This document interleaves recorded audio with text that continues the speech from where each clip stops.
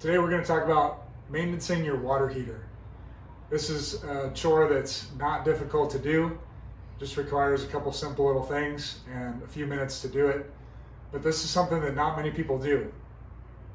You might have heard, or you might have even done this, once a year, draining your water heater to get the sediment out of the bottom of the water heater, because there's sediment that comes out of the water. We have hard water, and the sediment separates out of the water and settles down at the bottom of the water heater, and it can clog up the water heater. And I've actually had this happen where I moved into a house where they hadn't cleaned out the water heater on a regular basis. Just 5 years had gone by in that water heater's age, and there was already 3 inches of sediment built up in the bottom, and it had completely disallowed you to even drain the water heater anymore, because the sediment was filled up to here and it was blocking the drain. So this is a real thing, that sediment builds up in there. You may drain your water heater once a year and it's kind of a major chore and you waste a lot of water. Or you may not do it at all and you're ending up with that sediment building up in your water heater. So here's kind of the new way that plumbers have been telling me how you maintenance a water heater now.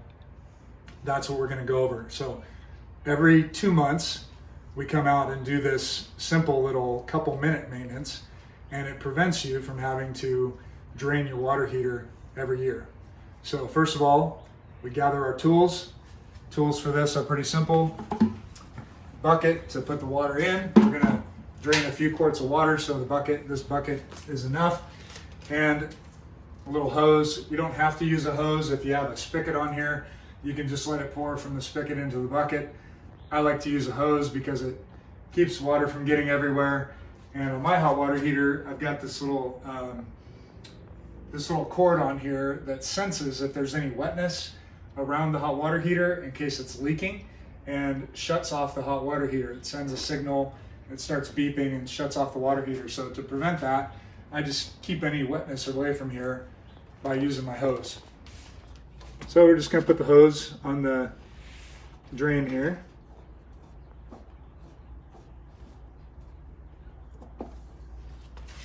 Then the hose is going to go in the bucket. You might have a valve handle here that you can just turn to turn this on, but I got to use a screwdriver. But before I open this up, as soon as I open this up, water is going to pour out. Start up here with the water shutoff valve. Just turn that off. I've got a ball valve, and so it just requires a quarter turn. If you have a regular valve, you might have to turn it and turn it and turn it until it turns off. But that shuts off the water coming into the water heater. So with shutting that off, when I open the valve down here, water is not going to flow out. Well, a little will flow out, but just a very little. And then the vacuum on the tank is going to stop any further water from coming out. So we got the water shut off. So now I'm going to open my valve down here.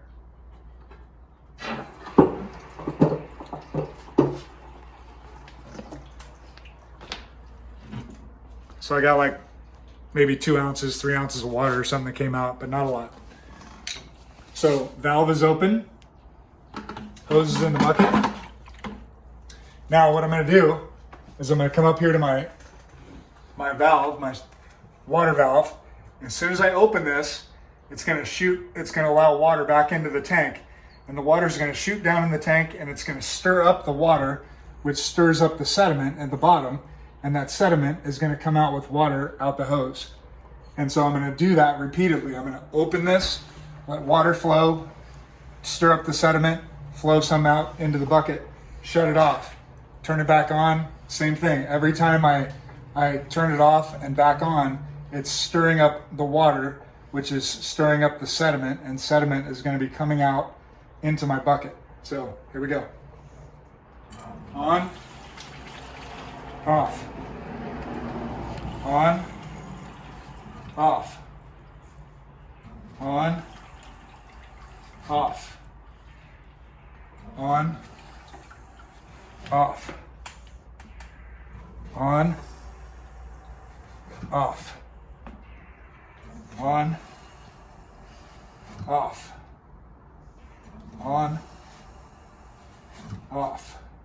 Do it one more time, on and off. Okay, so now we got to do things kind of in reverse. I'm going to shut off this valve. That's shut off. Now I'm going to take my hose off of here. I'm going to use a rag just to catch any little drips of water so it doesn't get on my cord there and make my hot water heater beep.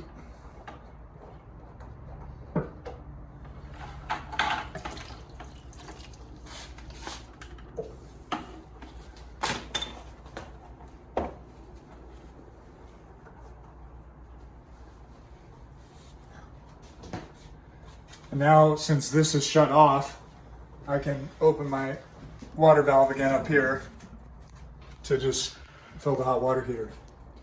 So I want to show you what we got here. See that sediment at the bottom? There's not very much. It's only, I don't know, a couple grams actually. But sometimes when I do this, I get half an ounce. And so if you get half an ounce every 2 months, that's 3 ounces a year. It's like 3 shot glasses full. And over the course of 5 years, that's 15 ounces. And 15 ounces is it's about 2 cups. And so you can imagine, 2 cups of junk in the bottom of there is clogging it up. So like I said, I do this every couple months, and it prevents you from having to drain the hot water heater once a year because it just keeps getting that little bits of sediment out on a regular basis and keeps your hot water heater functioning well. Keeps it, if you ever do have an accident or something that happens where you have to drain it, your valve will function properly because it won't be clogged up. And it's supposed to make your hot water heater last a bunch more years. And these things are expensive. Mine was over $1,000, so better for it to last 15 years than 10, or maybe 20 years rather than 15. This is another thing that's not very hard to do, but it adds years of life to an expensive appliance in your house. And so I think it's worth the time. And just put it in your calendar to remember to do it every 2-3 months. Maybe you gauge based on how much sediment you get out of there and you think, well, I can go 4 months or I can go 6 months. That's fine. But if you do it on a regular basis, it's going to help it last longer. If this was helpful, make sure to subscribe to the channel. There's videos on here of things that maybe you don't know how to do, and this would help you to learn how to do them. There's other things on here you may know how to do, but it'll serve as a reminder because we just don't do a lot of these things. And if we do more of these maintenance items, it'll keep our stuff in better shape, functioning better, and lasting longer, which ends up saving us money.